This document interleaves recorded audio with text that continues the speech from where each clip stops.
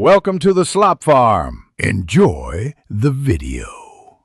You start by opening settings and navigating to sound and vibration. Tap media audio so changes affect music and videos. Once there, select equalizer or sound effects. Some Vivo models hide it under advanced.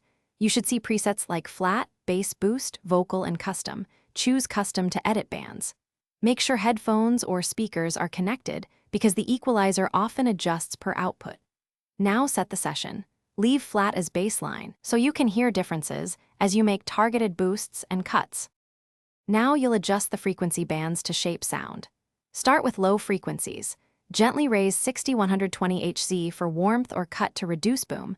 Move to mids around 500-2000 Hz to clarify vocals, and tweak highs above 4K Hz for presence and sparkle.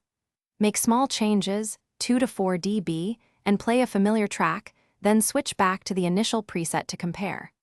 Once done, balance so bass doesn't drown mids. Remember to test at normal listening volume since perception shifts with loudness. Finish by saving your custom preset and giving it a clear name so you can recall it later.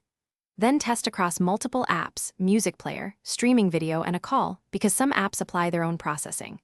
If sound is thin, gently boost mids. If muddled, cut low end. If you hear clipping or distortion, lower overall gain or disable additional sound enhancements. Make sure volume is not maxed while boosting bands. If problems persist, reboot the phone and recheck with different headphones as a final troubleshooting step. Thanks for watching. Consider subscribing if we helped you today.